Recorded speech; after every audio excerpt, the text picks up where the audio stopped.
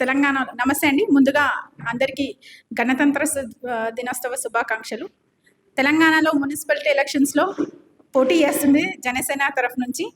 అది మా అధ్యక్షులు వారు మొన్న ఏదైతే కొండగట్టు పర్యటనలో వచ్చారో అప్పుడు చెప్పడం జరిగింది. అంటే తెలంగాణలో కూడా మీరందరూ కూడా బలంగా వెళ్ళండి, మీ వెనకాల నేను ఉంటాను అని చెప్పడం జరిగింది. దానివల్ల మేమందరం కూడా ఇప్పుడు మీరు ఈ మున్సిపల్ ఎలక్షనే కాదండి, గతంలో కూడా మేము ఏది పంచాయతీ ఎలక్షన్స్ వార్డ్ మెంబర్గా చాలామంది గెలిచారు. ఆ రోజు పవన్ కళ్యాణ్ గారు కూడా కలిసి వాళ్ళకి అభినందనలు తెలియజేశారు.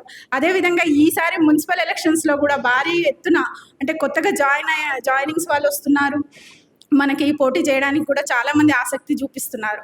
సో తెలంగాణలో కూడా మా జనసేన పార్టీ ముందుకు వెళ్తుందని ఈ విధంగా మీకు తెలియజేస్తున్నాను.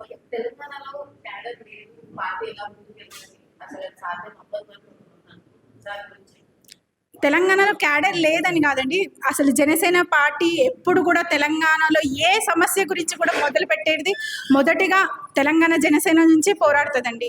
ఆ విషయం ఎలా చెప్తున్నానంటే, మేము ఇంటర్ విద్యార్థుల ఆత్మహత్య అప్పుడు కూడా తెలంగాణ నుంచి పోరాడినాం. ఆర్టీసీ సమస్యల గురించి తెలంగాణ నుంచి ఫస్ట్ జనసేన నుంచి పోరాడడం. ఆ తర్వాతనే మిగతా వేరే పార్టీలు ఉన్నాయో వాళ్ళు మమ్మల్ని చూసి వాళ్ళు కాపీ కొట్టారు, కానీ మేము ఎప్పుడు కూడా ఎవరిని చూసి కాపీ కొట్టలేదు. ఫస్ట్ సమస్య ఎక్కడ ఉంటే జనసేన పార్టీ అక్కడ ఉంటుంది అన్న విధంగా మేము సమస్యల మీద పోరాడాం. మొన్న మేము డ్రగ్స్ గురించి కూడా పోరాడాం. ఆ రోజు వీర మహిళలందరూ కూడా కలిసి పోరాడితే ఆ రోజు లాఠీ చార్జ్ జరిగింది. అందరికీ ఇప్పటికీ కూడా కాలు నొప్పులు అవన్నీ కూడా ఉన్నాయి. అదంతా మీరు చూసుకోవచ్చు.